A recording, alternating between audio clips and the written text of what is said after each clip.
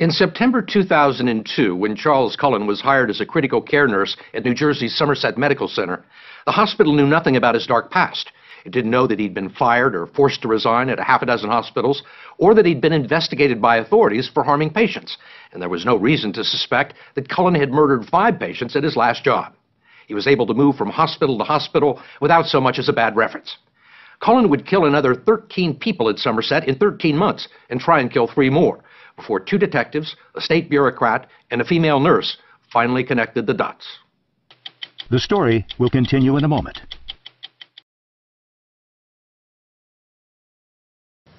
You were under suspicion at St. Luke's. Yet you went off to Somerset and kept doing exactly the same things. And it looks like, to me, that you wanted to get caught. I don't know. You don't know? Because, you know, you're right. I mean, I continued. But I was also careful. I was also deny it any time anybody would have asked me. It was the suspicious death of a Roman Catholic priest named Florian Gall that set in motion the events that would eventually expose Charles Cullen. Reverend Gall had died unexpectedly overnight while recovering from pneumonia, and the hospital discovered high levels of the heart drug digoxin in his blood. It was the second unexplained overdose in 2 weeks. The blood levels were astronomical. They're way higher than you would ever shoot for by using the drug therapeutically. Dr. Stephen Marcus is the director of New Jersey's Poison Control Center. He heard about the digoxin overdoses when a pharmacist at Somerset called his office asking for help with some dosage calculations. The pharmacist also confided that 2 more patients in the same unit had turned up with abnormally high levels of insulin. What's going through your mind? My number 1, 2, and 3 thought was that there was something malicious going on in the institution. In July of 2003, Marcus set up an urgent conference call with the hospital's medical director, Dr. William Coors, and taped the conversation in which he told the hospital to notify the authorities. This is a police matter. What we're wrestling with is, throwing the whole institution into chaos versus, responsibility to, protect patients from further harm. And we have been trying to investigate this to get some more information before we made any kind of rush to judgment. If there is somebody out there that is purposely doing this to individuals at your hospital, we have a legal obligation to report this. Okay. Somerset Medical Center would eventually notify authorities, but it would take them 3 long months. Do you know how many patients died between those? No, I don't know the number, months? but I do know that there were some patients that died in between that. Yeah. 5. That we know of. But those 5 deaths I'll remember them the rest of my life. Sorry. They didn't have to happen. They should have been preventable, yes. It was October before Somerset County detectives Tim Braun and Daniel Baldwin finally met with hospital officials. They were told about a half a dozen incidents in the critical care unit. No one used the word homicide. They had dropped a couple names on us with regards to their own internal investigation that they claimed to have conducted for several months. And they did provide us 2 names in particular, but did not identify them as any type of suspect or anything like that. One of them was Charles Cullen. Correct. The detectives ran a routine background check on Charles Cullen and discovered that he'd been arrested for stalking a female nurse and breaking into her apartment in Easton, Pennsylvania. The file there also contained a posted note saying that the Pennsylvania State Police had called just a few weeks earlier asking similar questions. Detective Baldwin called the trooper who made the inquiry and hit pay dirt. After speaking with the trooper, he informed me that his agency had conducted an investigation on Mr. Cullen with a suspicion that he was murdering patients in Pennsylvania as well, that he was using digoxin to murder patients. And you found this out with making 2 phone calls? Yes, basically. That was it. Do you think you had your man? Yes. Yes. But the detectives knew that proving it would be difficult. A number of law enforcement agencies had tried and failed. How helpful was the hospital in this investigation? How helpful was the hospital? They were very helpful by answering court-issued subpoenas. That was the extent of their cooperation. When the detectives asked to see computerized records from the automated drug dispensary in the critical care unit, they say the hospital told them that it wasn't possible because the drug dispensing machine only stored records for 30 days. They learned otherwise from the machine's manufacturer. They lied to you. Yes, they did.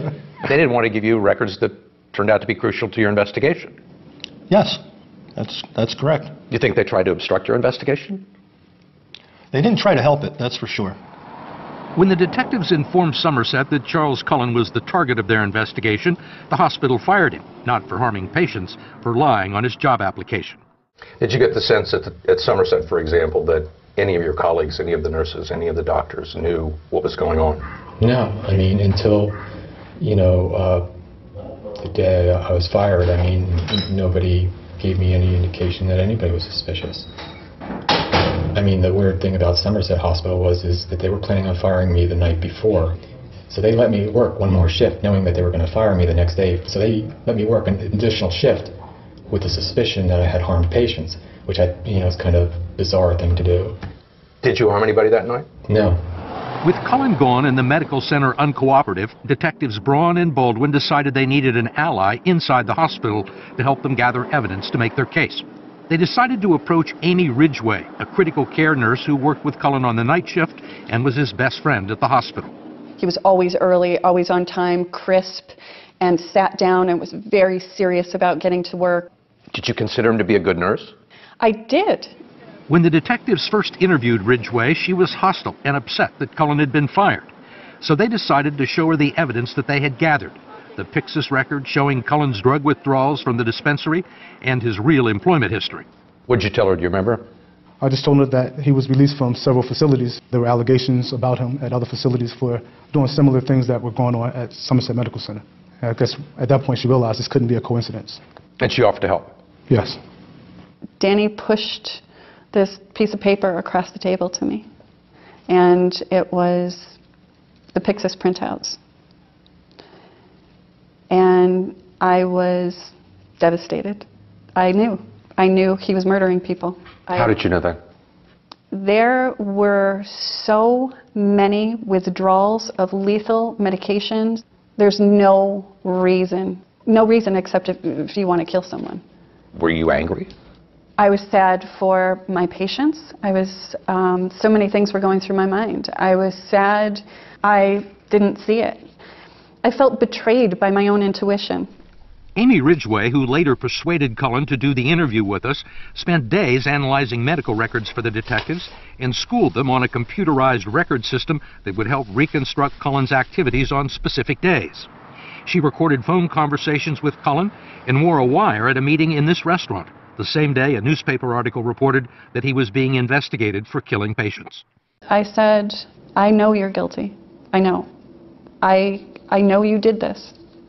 And yet I'm still here. I'll take you down to the station. We'll go together. And he changed. His face just changed. And what did he say? He said, I want to go down fighting. I want to go down fighting. Cullen told us he suspected that the police were listening in. I knew that Amy had helped the police. I strongly suspected that she was wired when she was asking me those questions. So, that didn't stop me having the same opinion of Amy, which is that she's a good nurse, that she's a caring nurse, and that she did it because she felt it was the right thing to do. He was arrested right after that meeting on what police now admit was mostly circumstantial evidence. What they needed was a confession, but Cullen refused to say anything. So once again, the police turned to Amy Ridgway for help. What did you say to get him to confess?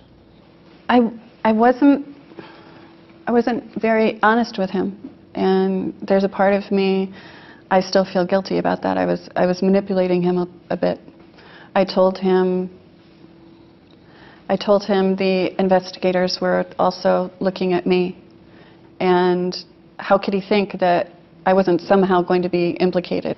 I remember saying to him, so who was your first victim? And was it a long time ago? Was it recent? And he started to talk. He said it was a long time ago. I believe it was with a medication to drop the blood pressure. Cullen's formal confession with the detectives would last 7 hours. Cardiac event. We'll never know how many people Charlie Cullen killed. Charles Graber spent 7 years investigating the case for his book, The Good Nurse. It's very difficult going back. There's no paperwork. There are no bodies to exhume. He's working over 16 years.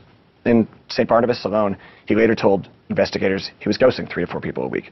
He didn't always know their outcomes. How many do you think?